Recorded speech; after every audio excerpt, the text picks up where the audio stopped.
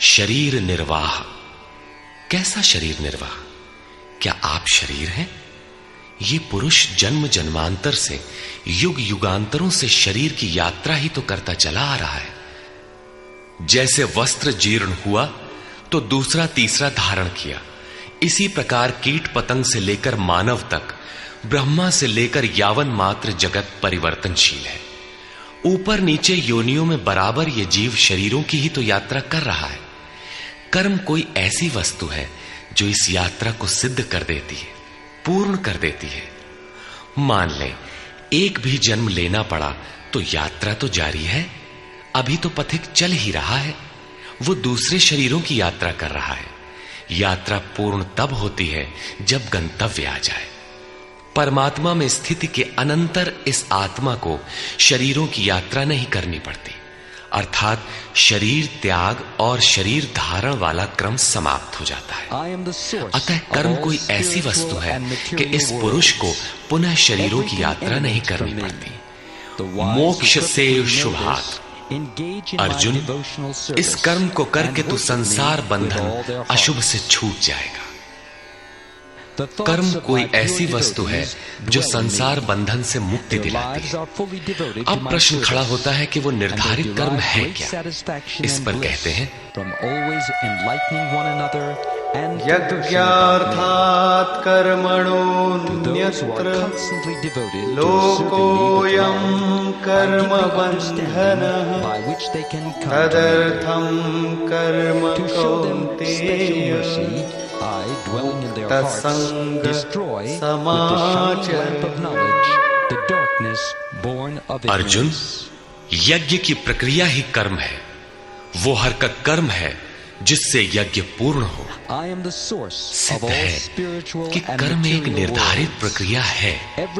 इसके अतिरिक्त जो कर्म होते हैं, क्या वे कर्म नहीं है? श्री कृष्ण कहते हैं, नहीं, वे कर्म नहीं है। अन्यत्र लोकोयम कर्म बंधनः। इस यज्ञ की प्रक्रिया के अतिरिक्त दुनिया में जो कुछ भी किया जाता है, सारा जगत जिसमें रात दिन व्यस्त है, वो इसी लोक का एक बंधन है, न कि कर्म। कर्म तो मोक्ष से शुभात्। अशुभ अर्थात संसार बंधन से छुटकारा दिलाने वाला है। मात्र यज्ञ की प्रक्रिया ही कर्म है। वो हरकत कर्म है जिससे यज्ञ पूरा होता है। अतः अर्जुन, उस यज्ञ की पूर्ति के लिए संग दोष से अलग रहकर भली प्रकार कर्म का आचरण कर। संग दोष से अलग हुए बिना ये कर्म होता ही नहीं। अब हम समझ गए कि यज्ञ की प्रक्रिया ही कर्म है, किंतु यहां पुनः एक नवीन प्रश्न उत्पन्न हो गया कि वो यज्ञ क्या है जिसे किया जाए।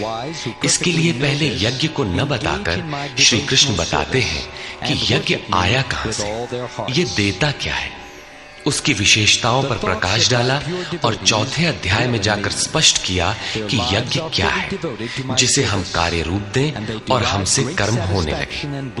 योगेश्वर श्री कृष्ण की शैली से स्पष्ट है कि जिस वस्तु का चित्रण करना है, वे पहले उसकी विशेषताओं का चित्रण करते हैं जिससे श्रद्धा जागृत हो। तत्पश्चात वे उसमें बरती जाने वाली सावधानियों पर प्रकाश डालते हैं और अंत में मुख्य सिद्धांत प्रतिपादित करते हैं। स्मरण रहे कि यहां पर श्री कृष्ण ने कर्म के दूसरे अंग पर प्रकाश डाला कि कर्म एक निर्धारित क्रिया है। जो कुछ किया जाता है वो कर्म नहीं है। अध्याय 2 में पहली बार कर्म का नाम लिया, उसकी विशेषताओं पर बल दिया, उसमें बरती जाने वाली सावधानियों पर प्रकाश डाला, लेकिन यह नहीं बताया कि कर्म क्या है। योगेश्वर श्री कृष्ण ने कहा, अर्जुन, तो निर्धारित किए हुए कर्म को कर। अब प्रश्न उठता है कि निर्धारित कर्म क्या है जिसे हम करें। तब बताया कि यज्ञ को कार्य रूप देना कर्म है। अब प्रश्न उठता है कि वो यज्ञ क्या है। यहां यज्ञ की उत्पत्ति विशेषता बताकर शांत हो जाएंगे और आगे अध्याय 4 में यज्ञ का निखरा हुआ रूप मिलेगा जिसे करना कर्म है। कर्म की ये परिभाषा गीता को समझने की कुंजी है। यज्ञ के अतिरिक्त दुनिया में लोग कुछ न कुछ करते ही रहते हैं। कोई खेती करता है तो कोई व्यापार, कोई पदासीन है तो कोई सेवक। कोई अपने को बुद्धिजीवी कहता है तो कोई श्रमजीवी, कोई समाज सेवा को कर्म मानता है तो कोई देश सेवा को, और इन्हीं कर्मों में लोग सकाम और निष्काम कर्म की भूमिका भी बनाए पड़े। किंतु श्री कृष्ण कहते हैं ये कर्म नहीं है। अन्यत्र लोकोयम कर्म बंधना, यज्ञ की प्रक्रिया के सिवाय जो कुछ भी किया जाता है वो इसी लोक का बंधनकारी कर्म है, न कि मोक्षद कर्म। वस्तुतः यज्ञ की प्रक्रिया ही कर्म है। अब यज्ञ न बताकर पहले ये बताते हैं कि यज्ञ आया कहां से।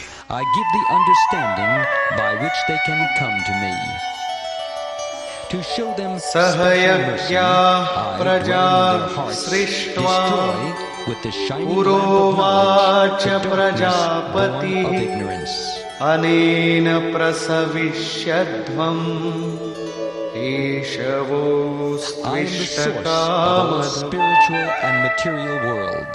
प्रजापति ब्रह्मा ने कल्प के आदि में यज्ञ सहित प्रजा को रचकर कहा कि इस यज्ञ द्वारा वृद्धि को प्राप्त हो। ये यज्ञ तुम लोगों को इष्ट कामधुक, जिसमें अनिष्ट ना हो, विनाश रहित इष्ट संबंधी कामना की पूर्ति करने वाला हो। यज्ञ सहित प्रजा को किसने रचा? प्रजापति ब्रह्मा ने। ब्रह्मा कौन? क्या 4 मुख और 8 आंखों वाला देवता जैसा कि प्रचलित है?